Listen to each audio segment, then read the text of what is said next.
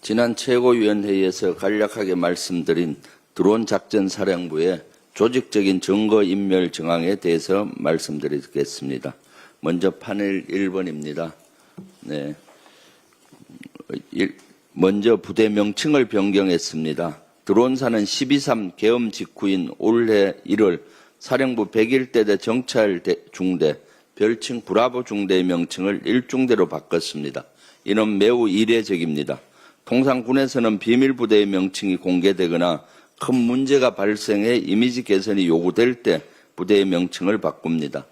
향후 내부 조사 때 혼선을 주기 위한 의도일 수 있습니다. 실제 방첩사와 군사, 경찰 등으로 이루어진 조사단이 지난 1월 중순경 투입돼 조사를 벌였으나 성과 없이 돌아갔다고 합니다. 이어서 수상한 인사조치입니다. 무인기 침투 그대로 있으면 됩니다. 무인기 침투 관련자들은 올해 초 집중적으로 다른 부대로 보내거나 보직을 바꾸려 했다는 겁니다. 특히 대대장과 중대장, 정작과장, 주임원사 등을 지난 1월 동시에 다른 부대로 보냈다는 건 납득할 수가 없습니다. 군사작전 및 대응 능력에 큰 문제를 야기할 수 있기 때문입니다.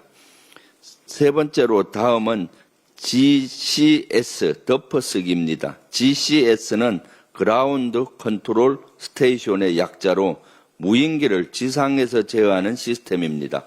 GCS 업데이트란 명목으로 덮어쓰기 작업을 하면 과거 비행 기록이 지워진다고 합니다.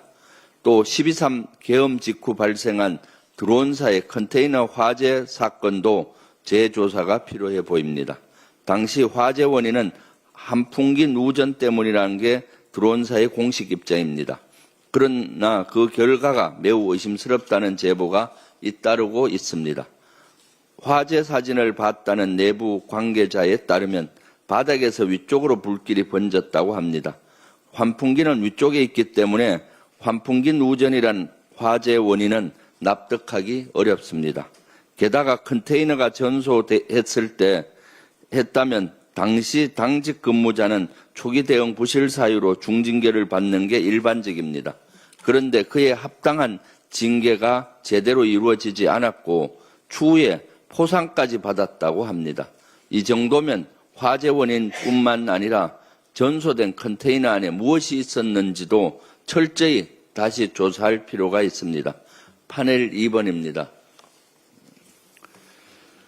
이 밖에 경력금 지급 기록을 보면 무인기 침투에 대한 입마금 정황이 뚜렷합니다. 무인기를 날린 당일인 10월 8일 드론사뿐만 아니라 연합사와 공작사, 지작사, 합참작전본부 등에도 경력금을 지급했는데 무인기가 군사분계선을 넘으면 알 수밖에 없는 부대들입니다.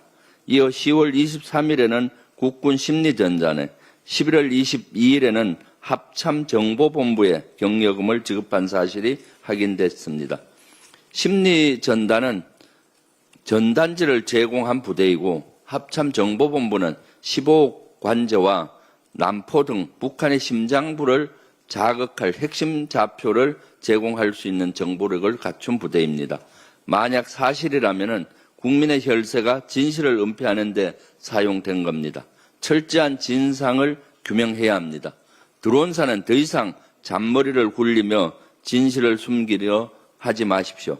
늦었지만 군의 신뢰를 회복하는 유일한 길은 지금이라도 잘못을 뉘우치고 당당하고 성실하게 수사에 협조하는 겁니다. 어제 하루 종일 안규백 국방장관 후보자에 대한 인사청문회가 진행됐습니다. 국방장관 후보자로서의 비전, 정책 방향을 밝히는 자리임에도 국민의힘은 후보자의 병역 사항에 대한 일방적인 의혹을 제기했습니다. 후보자의 해명에도 인사청문회를 파행으로 몰고 갔습니다. 얼마 전만 하더라도 국민의힘 국방위원들은 국방장관 공석이 심각한 안보 공백을 초래할 수 있다며 조속한 장관 임명을 촉구했습니다. 그런데 이제는 어제는 일방적인 파행을 유도한 겁니다. 안보를 내팽개친 국민의힘의 전형적인 발목 잡기 형태입니다. 지금이라도 국민의 안보가 우려된다면 후보자 임명 동의안에 협조하기 바랍니다. 이상입니다. 마지막으로 이현주 최고위원의 발언이 있겠습니다.